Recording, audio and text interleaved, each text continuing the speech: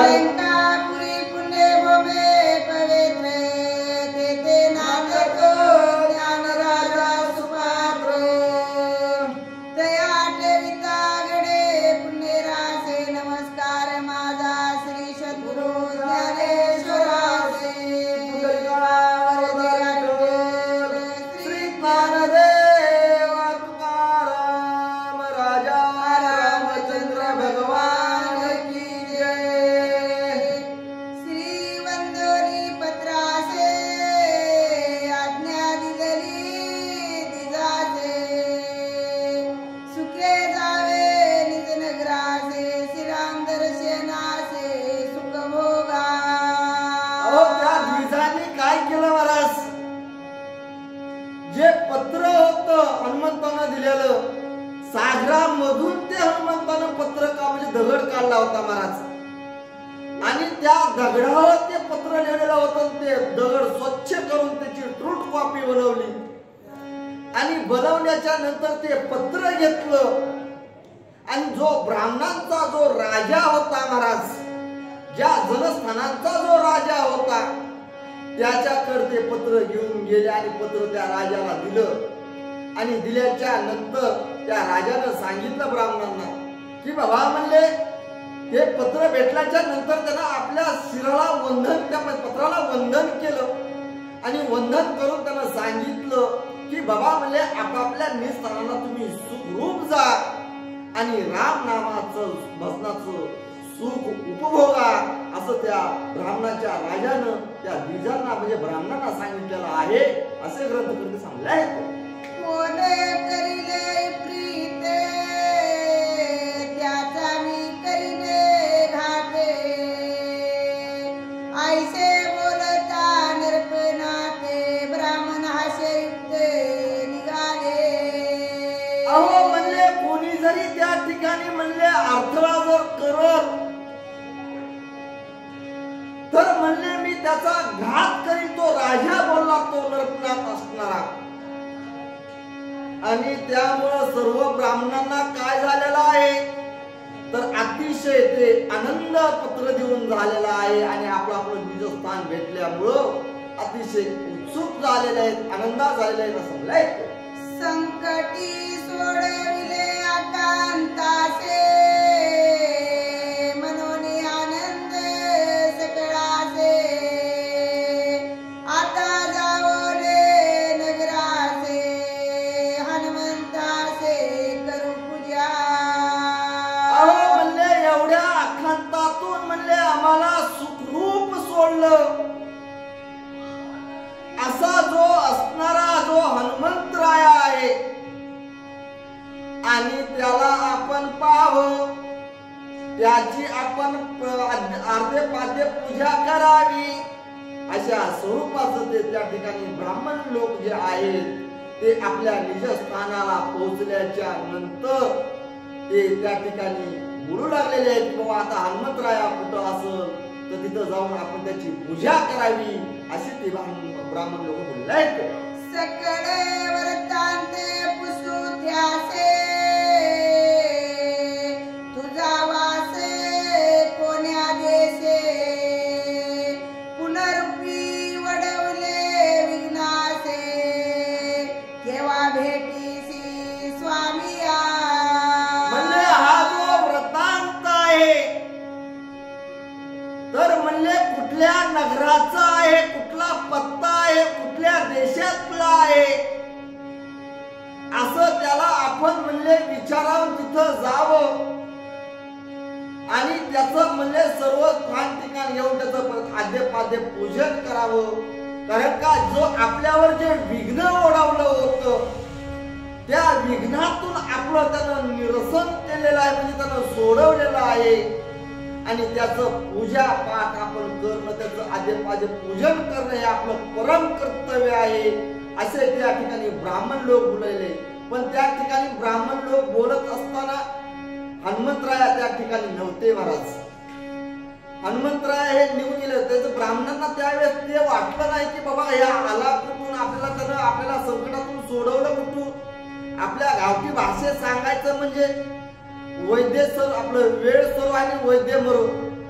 जर एखाद्याचा सांगतो आजार सरला आणि नंतर वैद्य मेला काय तो जागला काय त्याच्याशी काय देणे घेणं नसतं, त्या स्वरूपाचं या ब्राह्मणांचं झालं की त्याला सांगतो तिथं काय झालं की राहिला ब्राह्मणांचा जो नरकपती राजा होता तो त्यांना राहू देत नव्हता, त्यावेळेस त्यांना देव आठवत होता आणि त्याच्यातून सोडवल्याच्या नंतर ते म्हणजे हनुमंताला न विचारता आपल्या विषय भोगामध्ये द्रव्य लोभामध्ये ते दुर्बंड आणि पहिलं पत्र घेऊन त्या राजाकडे गेले महाराज आणि गेल्यामुळं त्या ठिकाणी त्यांना काय झालं ते आता म्हणलं की आपल्यावर कुठलं विघ्न ओढवलं अशा स्वरूपात ऐसा करो रे निर्धारे दिजे निघाले गे उत्तरे टाकोरी आले सुरवर हनुमान वीर न देखते.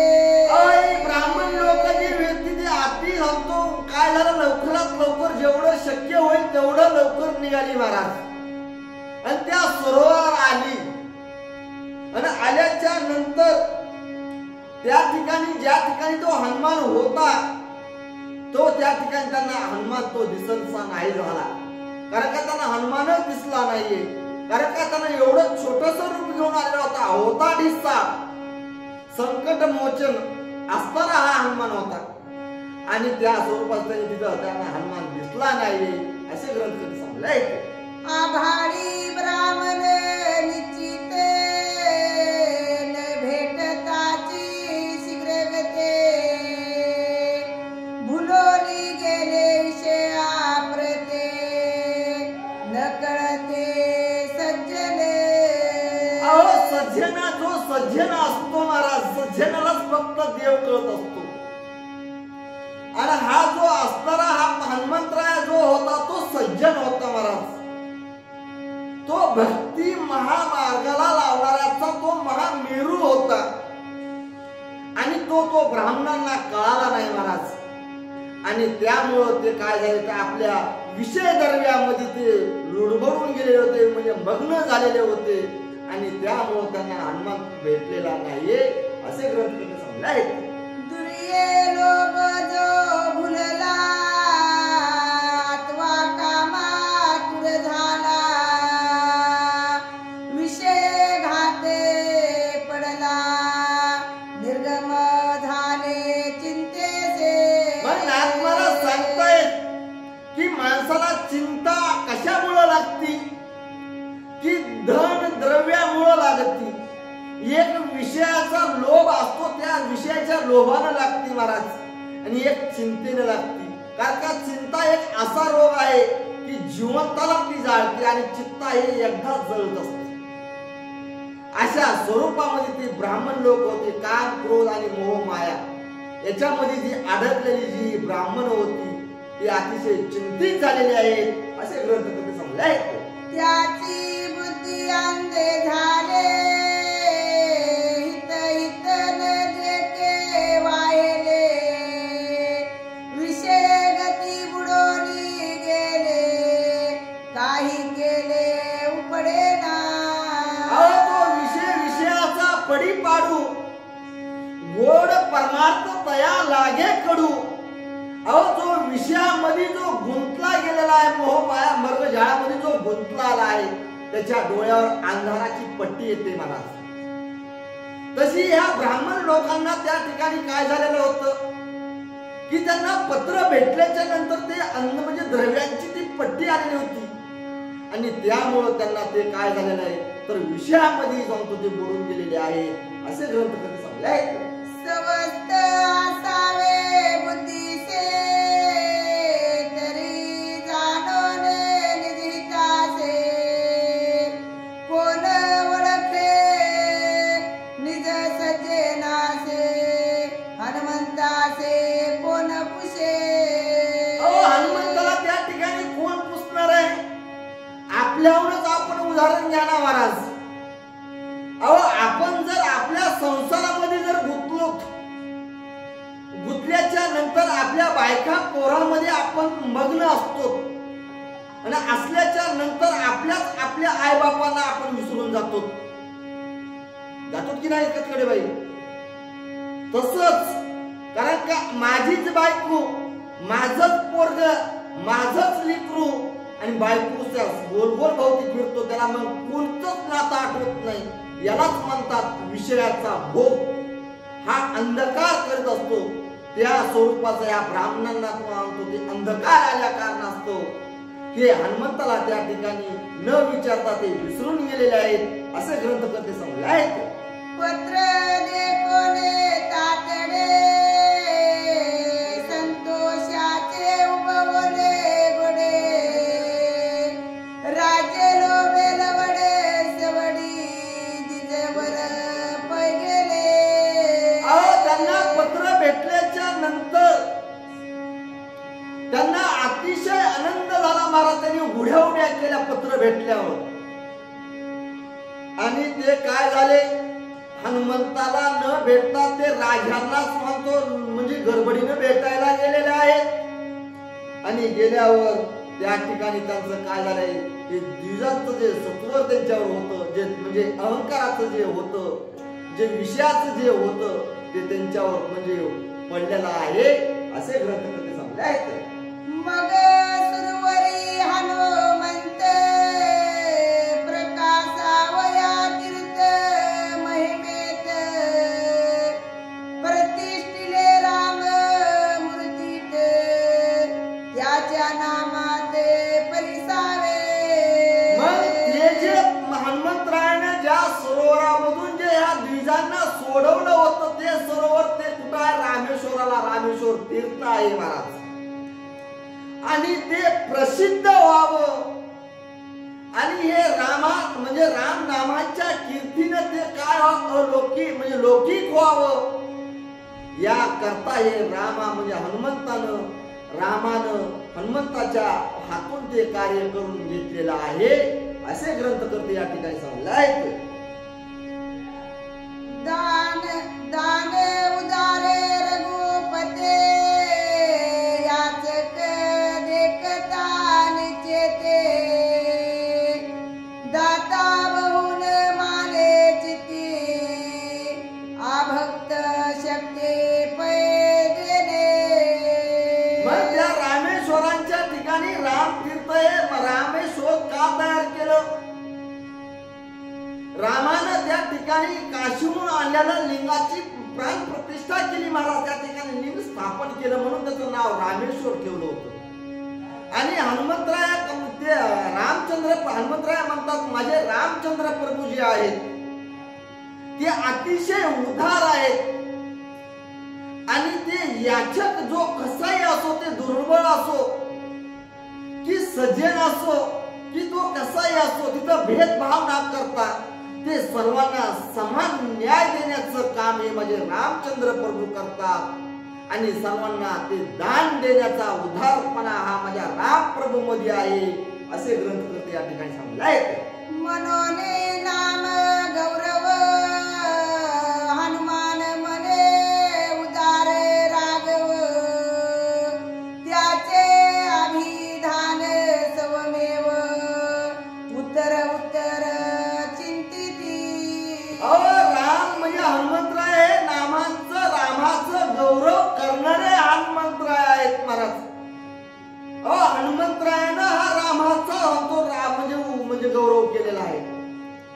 आणि त्यामुळं काय झालेलं आहे तर म्हणले सर्वांना उत्तर म्हणले जे करणारे होते आणि ते जे द्विज होते महाराज आणि त्यांना हनुमंताची भेट न झाल्यामुळं ते अतिशय चिंतित झालेले आहेत असे ग्रंथकर्ते या ठिकाणी सांगले आहेत. ब्राह्मणाचे हृदय झाले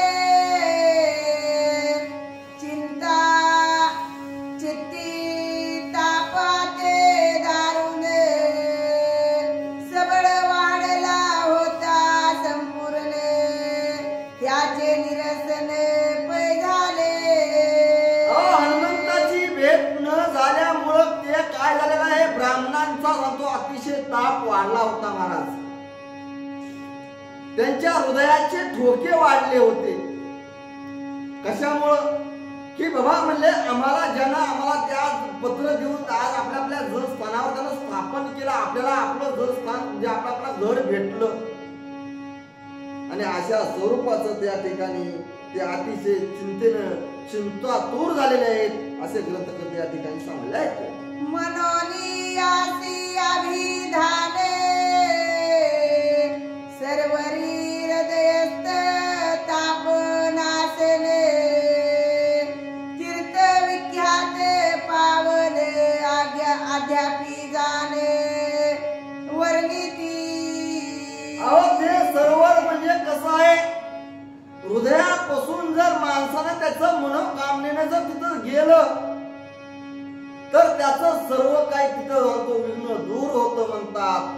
अशा स्वरूपाचं त्या तीर्थ आहे असे ग्रंथकर्ते या ठिकाणी सांगले. तेथे करोनी सनाने उदारे रामाचे दर्शने सदभी करीती संपूर्ण निश्चळ मन पय होये. अहो तिथं गेल्याच्या नंतर जर स्नान केलं आणि राम प्रभूनं जी तिथं रामेश्वरांचं लिंग प्राण प्रतिष्ठा केली त्याचं दर्शन जर घेतलं तर काय होतं म्हणतात, तर त्याचं मन अतिशय निर्मळ स्वच्छ होतं. पण काय नाही जीवन निर्मळ, काय करील साबण जर मनामध्ये जर गढूळ असेल तर कुठल्याही तीर्थाला गेलं काय आणि नाही गेलं काय. कारण का ह्या ब्राह्मणाला आणतो तिच्यावर प्रत कल्याण उपकार करून सुद्धा त्यांना हनुमान भेटेनासा झाला होता. तशा स्वरूपाचं हे ग्रंथकर्ते तुमच्या आणि आमच्या कथा सांगले आहेत महाराज. कारण का तिथं जर मनोभावाने जर पूजा केलं, दर्शन घेतलं, स्नान जर घेतलं तर त्याच्या पूर्ण मनोकामना पूर्ण होतात असे ग्रंथकर्ते या ठिकाणी सांगले आहेत. द्वंद्व दुःख पय त्रिसुदे निरसोने आदि आदे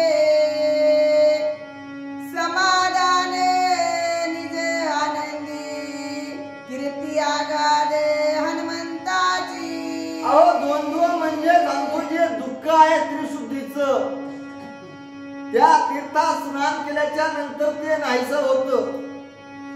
त्यानंतर आधी व्याधी जे तुम्हाला आणतो गुडघ्याचा, कमरेचा, पाठीचा जो काही त्रास असेल त्याला आधी व्याधी म्हणतात. आपल्या थोडक्या भाषेत सांगायचं म्हणजे आपल्या शरीराच्या वेदना ह्या तिथं त्या तीर्थात स्नान केलं तर त्या दूर होतात. आणि त्यानंतर तिथं त्या तीर्थामध्ये स्नान केल्यानंतर त्याला समाधान निजानंदाला पावतो म्हणतात. हे कृत कल्याण सद्भावाच्या मार्गाला लावणारा हा महामेरू कोण आहे, तो हनुमंतराय. का तर शरण शरण हनुमंता तुम्हा आलो रामदूता काय भक्तीच्या त्या वाटा मज द्यावाया सुभटा. बोला. येरीकडे रघुनंदन नमोनिया सकळे ऋषिगणे इमानी करोनी अरहन सत्वर जाणे चालिले.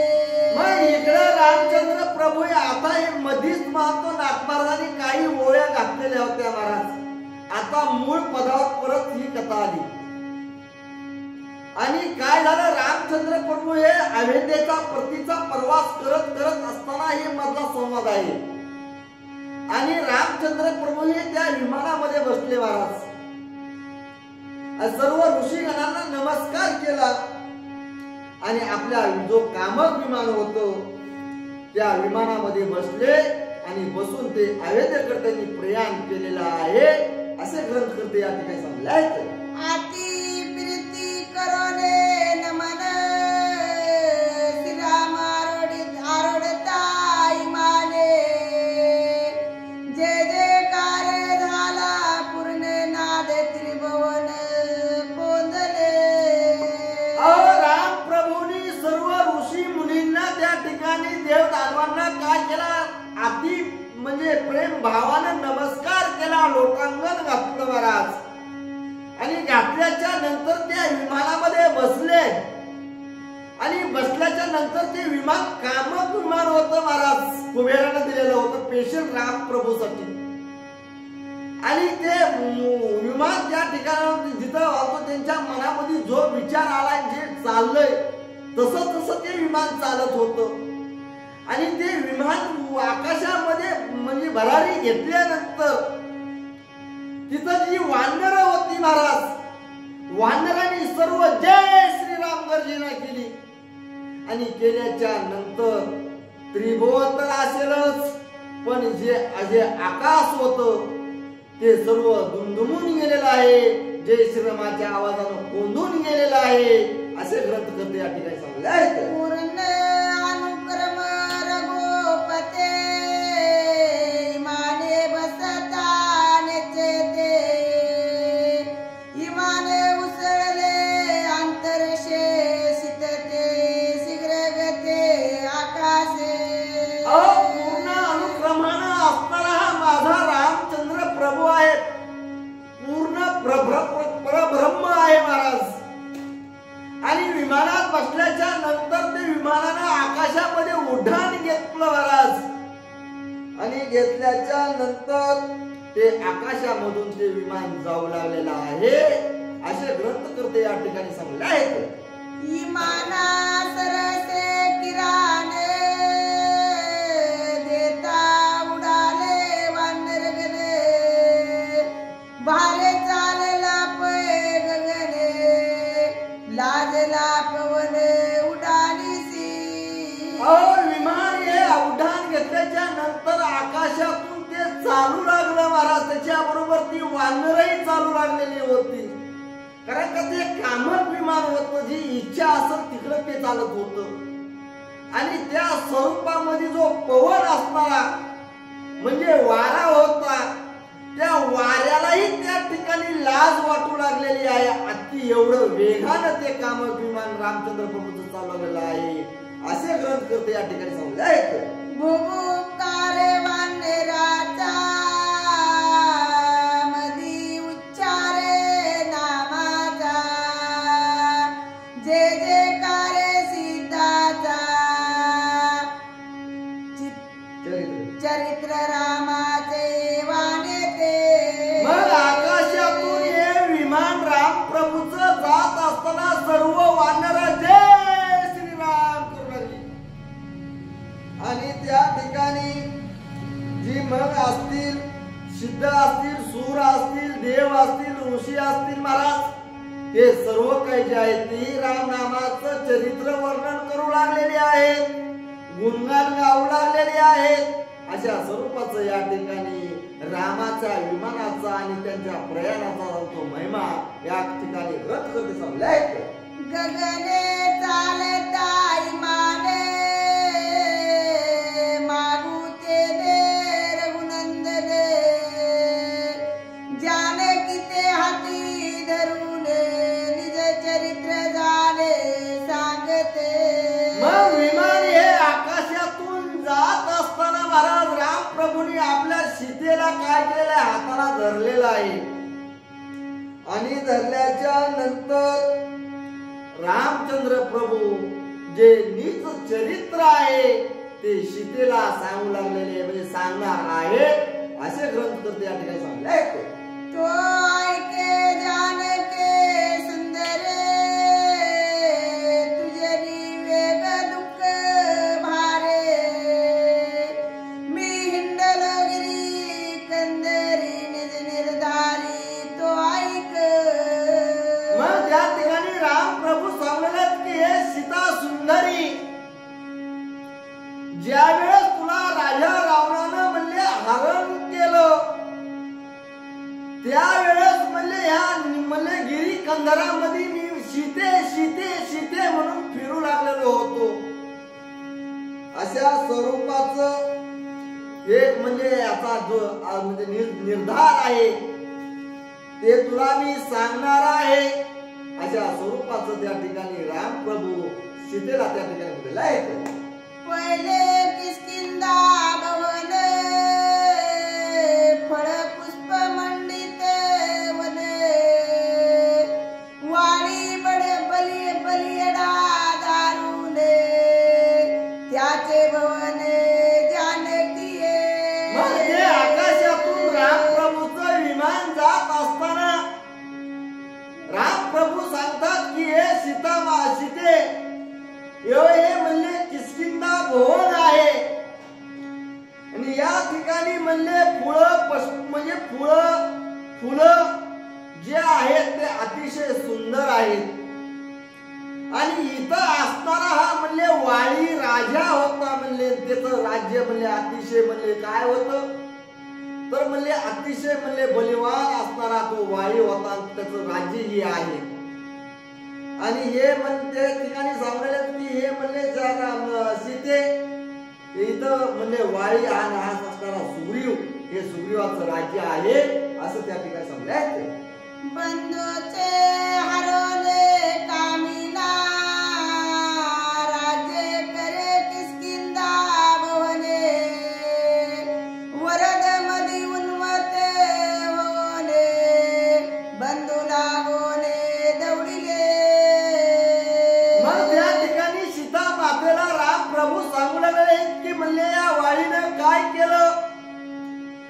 आज म्हणले हा किष्किंधेचा राजा असणारा सुग्रीव त्याची जी म्हणले पत्नी होती ती पत्नी म्हणले यानं वाळीनं हरण केली आणि असणारा हा म्हणले सुग्रीवाला पळवून लावलं.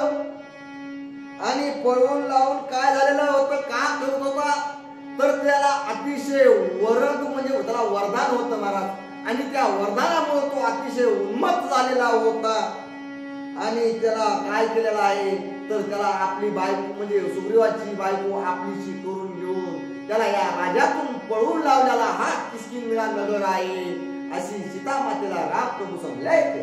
उद्वंसोनी त्या वरदानासे बाणे लुटोले वाडेसे दारा सहित राजाचे शनध्यासे हरितले. सीते म्हणले त्या वाळीला म्हणले कुठल्याही प्रकारचा म्हणजे अर्धा क्षणही न लागता म्हणले त्याला एका बाणात मारला.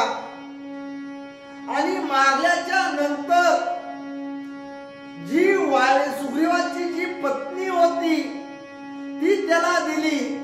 आणि देऊन त्याला या किष्किंधेचं राज्य म्हणजे राज्यावर त्याला म्हणजे स्थापन केलेला हा किष्किंधा भवन आहे सीता असं सांगलंय. सोडविले सुग्रीव पत्नीसे हरितले वाळीच्या राणेसे दोन्ही सुग्रीवासे देऊने राज्याभिषिंचन गौरविले.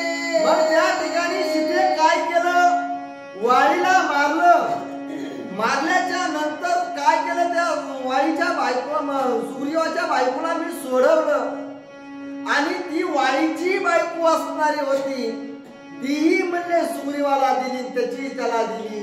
आणि त्या किष्किंधेच्या राज्यावर त्याचं तो काय केलं स्थापना केली आणि त्याचं राज्य त्याला दिलेलं आहे सीते असे रामप्रभू सीता मातेला सांगले.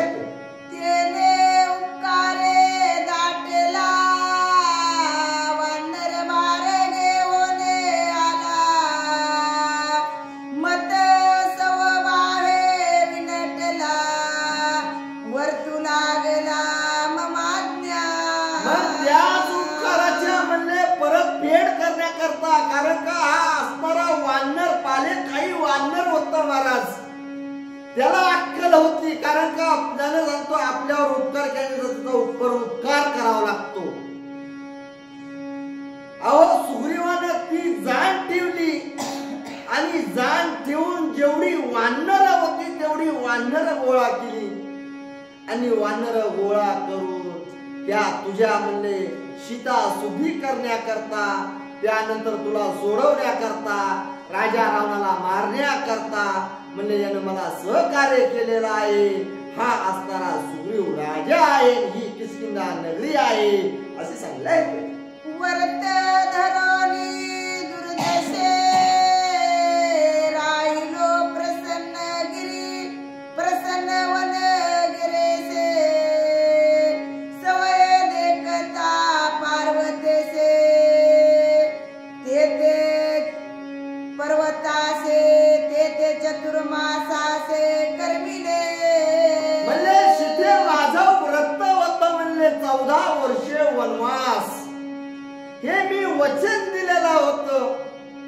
आणि त्यामुळं मी काय केलं, त्या पर्वतावर मी तिथं राहिलो, तिथं 4 महिने चातुर्मास केला.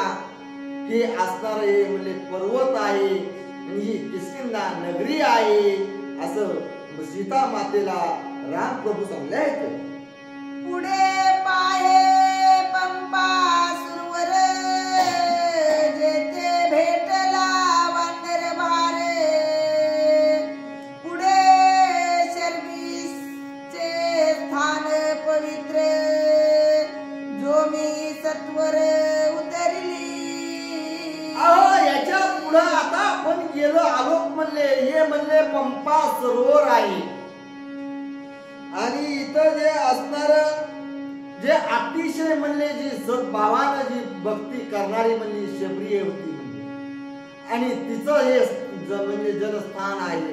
आणि त्या ठिकाणी मी आलो आणि आल्याच्या नंतर त्या शबरीचाही या ठिकाणी उद्धार झालेला आहे असं राम प्रभू सीता मातेला सांगले आहेत. पहिलं शर्वंग ऋषीची पर्णकुटे जो तोही देखील दृष्टी धिक्कारोनी ब्रह्मसृष्टे उठाउटे उतरले. मग त्याच्या पलीकडे म्हणले भृंग ऋषीची म्हणले काय पर्णकुटी आहे. आणि त्यानं काय केलं होतं तर म्हणले त्या ठिकाणी सर्वांना धिक्कार म्हणजे ब्राह्मणांना यांना त्याला त्रास दिलेला होता. आणि त्याला त्रास दिल्यामुळं काय झालं होतं, त्याला धिक्कार केलेला होता. आणि तिथंही जाऊन मी त्या भृंग ऋषीचा मी तिथं उद्धार केलेला आहे असे राम प्रभू सीता मातेला सांगले आहेत. आमचे आश्रम पंचवटे जेथे येवोने रावण कपटे तुझे वाहोलिया पाटे हरण गोरटे पैकेले.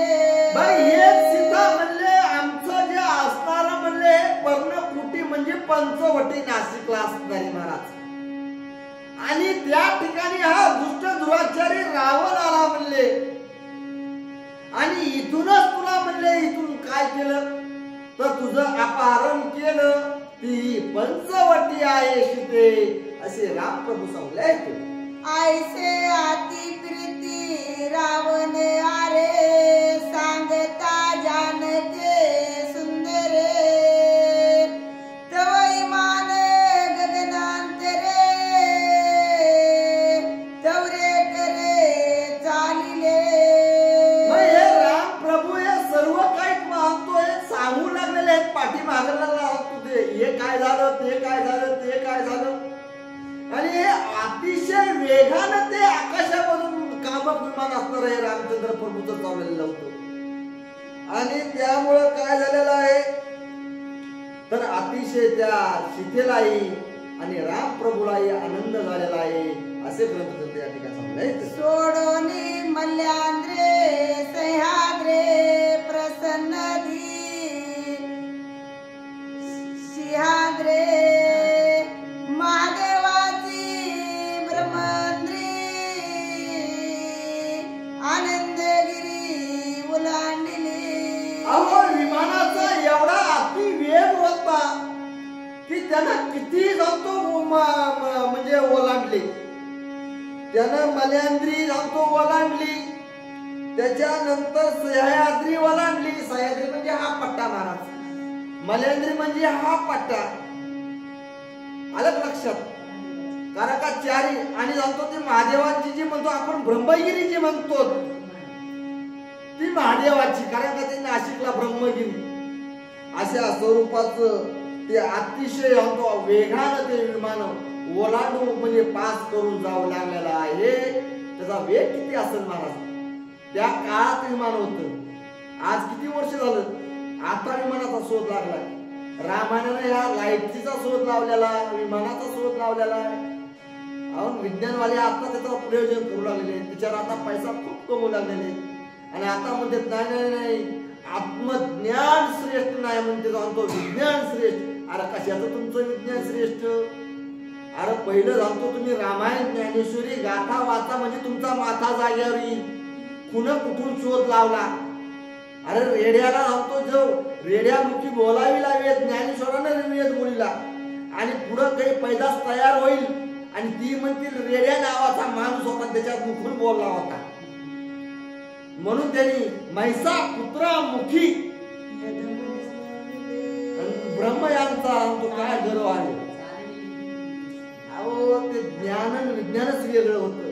चला, जेते आत्रियाने अनुसुया सवय भेटले रघुराया अनुगरले राम अनुज जानोनिया भविष्य. अहो बघा किती वेगाने लगेच महान तो ब्रह्मगिरीहून लगेच अनुसया माथेकडे विमान आलं. आपल्याला बोलायला सोपं वाटलंय, पण ते होतच विमान कामक विमान. आणि ते अनुसया मातेपाशी आलेला आहे, आत्रेक ऋषीपाशी आलेला आहे.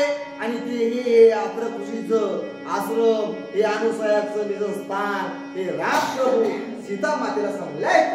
मोती सोडोनी आनंदगिरी माने चालिले झडकले शने उलंडले विद्यान्द्रे अति मनोहर शोभाजीची. अहो ते विमान एवढं अति वेगाने चाललंय की लगेच ते काय झालेलं आहे, अनुसया मातेपासून ते विमान निघालं. निघाल्याच्या नंतर त्यानं त्या क्षणामध्ये तो विद्यांद्री पार केली. आणि विद्यांद्री पार केल्याच्या नंतर त्या विद्यांद्री पर्वतावर जी शोभा होती महाराज, अतिशय शोभायमान होती, अतिशय सुंदर होती. आणि ती सीता मातेला राम प्रभू त्या ठिकाणी दाखवू लागलेले आहेत, असे ग्रंथकर्ते या ठिकाणी सांगलाय. पुंडलिका वरदारी विठ्ठल श्री ज्ञानदेव तुकाराम.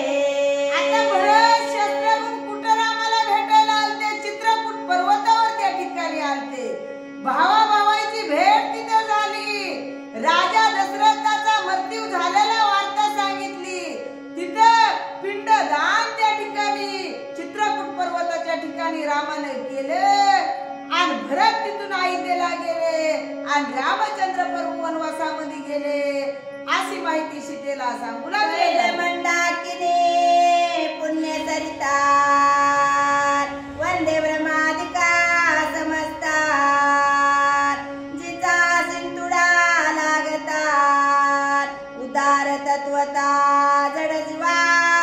आता तिथं काय होतं,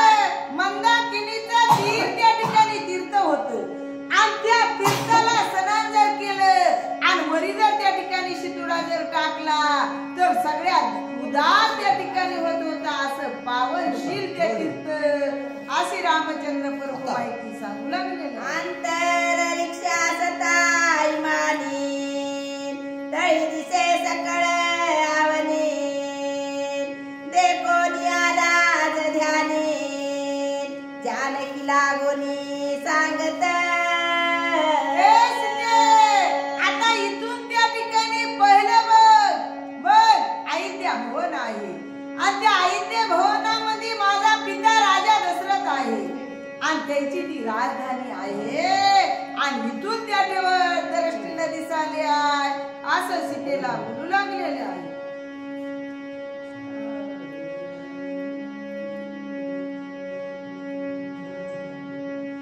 आमचे आप्त अंतर वाल्मिक भारत आमचे आप्त अंतरकत वाल्मिक भारद्वाजे परत याच्या श्रम मनोहर पहिला सुंदर देखत.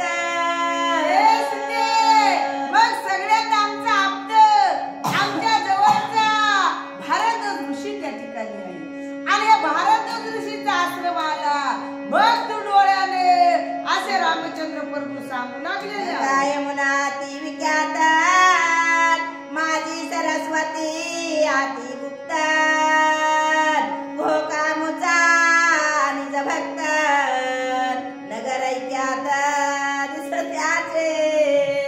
मग गंगा आहे, यमुना आहे, सरस्वती आहे, तीन नद्यांचा संगम झालेला आहे आणि ह्या संगमाच्या ठिकाणी घोकाचा आश्रम आहे आणि ते घोक आहे का नाही ते आमचा अति आप्त आहे असं सीतेला सांगू लागलेले आहे. येथे एक रात्र राहून बोळविला सुमंत प्रधान ते गोक नगर जाण अति पावन जानकी. सीते आपण अयोध्येहून निघाला आणि निघाल्याच्या नंतर सुमंत प्रधान आपल्या संग आलता. आल्याच्या नंतर भोकापाशी आल्याच्या नंतर सुमंत प्रधानाला आपण अयोध्येला पाठवलं आणि आपण भोकाचं दर्शन घेऊन पुढे निघाला असं रामचंद्र सांगले. पुढे आवलो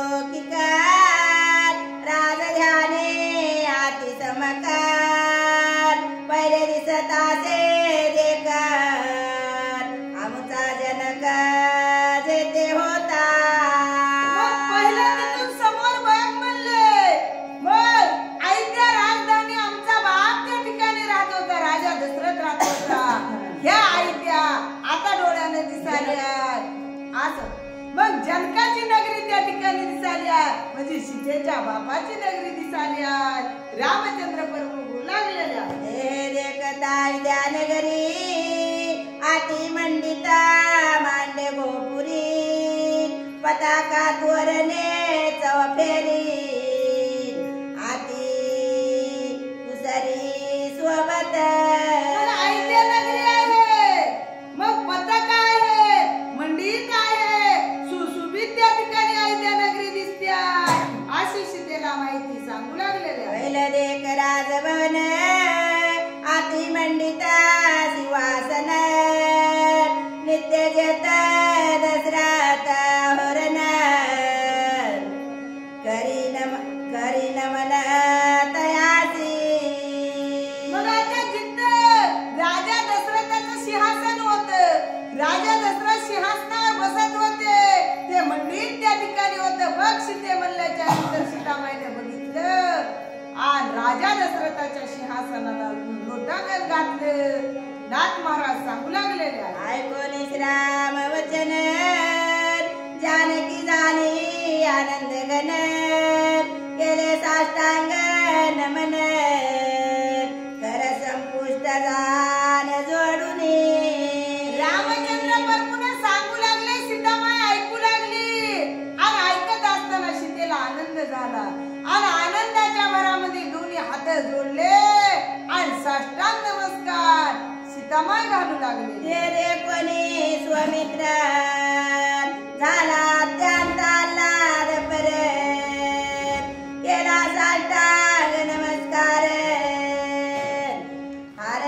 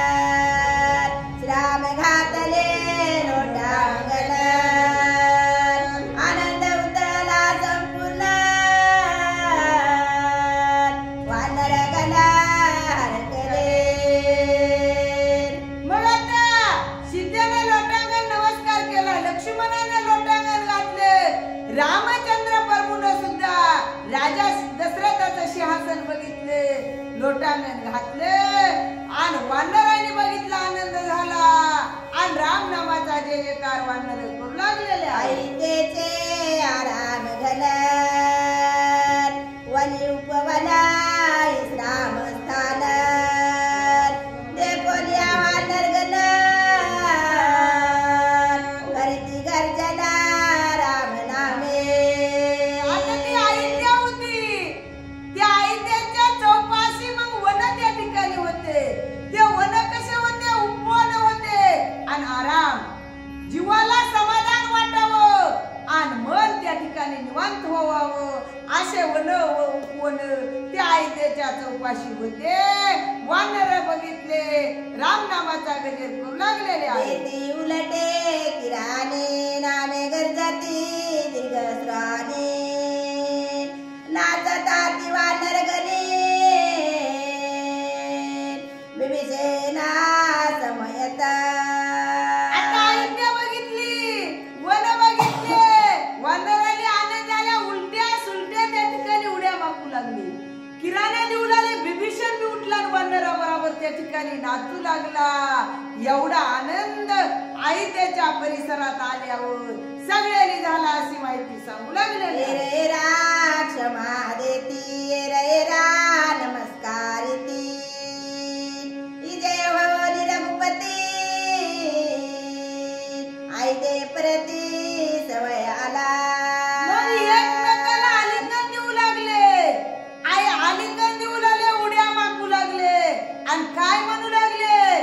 आमचा राम विजय झाला आणि आज अयोध्येला त्या ठिकाणी आला. आज आमचं मनोरथ पूर्ण झालं. जे बोलले ते आमचं कार्य आज संपूर्ण झालं असं वानर आनंद मानू लागलेले आहे. एका जनार्दना शरण पुढी कथा ती घन श्रीराम भरताचे दर्शन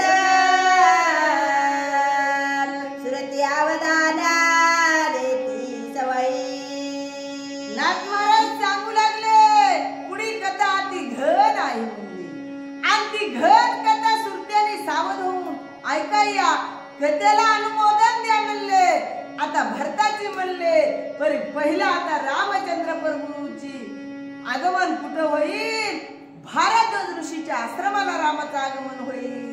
नाथ महाराज सांगू लागले. श्री भावार्थ रामायणे वेदकांडे का कार्तिकाया श्रीरामाविद्ये दर्शन नाम सप्ताध्याय होया श्लोक कुंडली करदार विठ्ठल श्री ज्ञानदेव तुकाराम.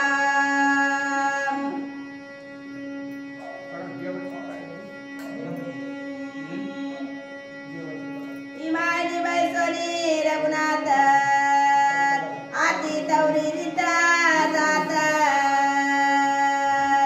तळी भारत दोजे आवचित आश्रमे आसता देखिला.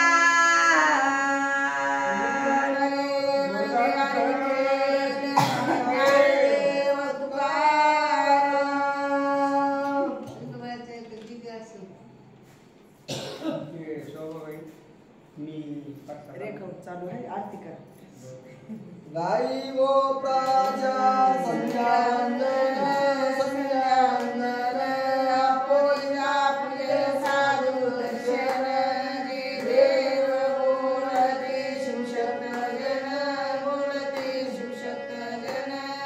योगायोगिरा योगायोगिरा करू रघुनंदन राम लक्ष्मण भरत सहस्रगुण भरत सहस्रगुण धनुर्विद्ये माझी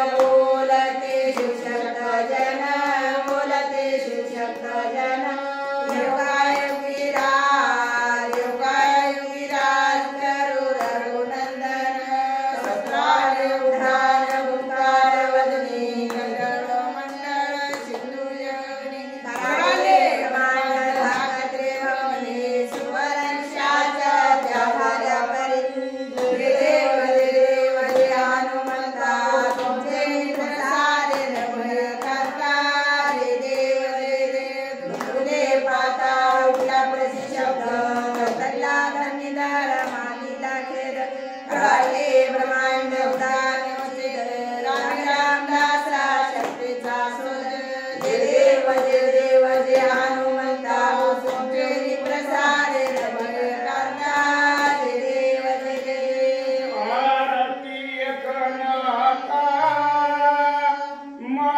महाराज समर्था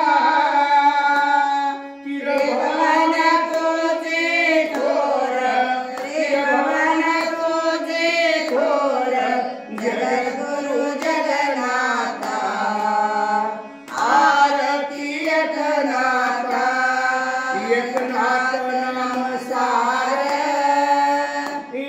शास्त्राचे पूज संसार दुःख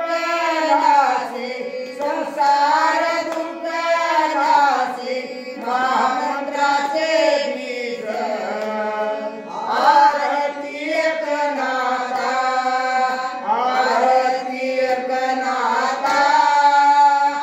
महाराज स्मरता भगवान तुझे थोर भगवान तुझे थोर जगद्गुरु जगन्नाथा आरती एकनाथा एकनाथ नाम घेता सुसवाट गणिता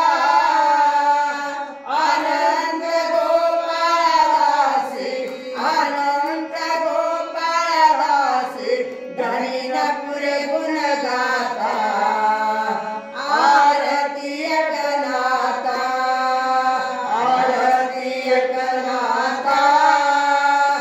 महाराज स्मरता त्रिभुवन तुझे थोर त्रिभुवन तुझे थोर जगद्गुरु जगन्नाथा आरती एकनाथा घाले लुटाले वन्य चरण डोळ्यात पाहिलं भक्ती प्रेमाने गाणे बोले मायवाळी म्हणे रामाय ठाला ठाला ठाला ठाला श्री ज्ञानदेव तुकाराम आता विश्वात्मके देवे तो सोनी मज द्यावे पसाये दाने तया सत्कर मिरती वाढो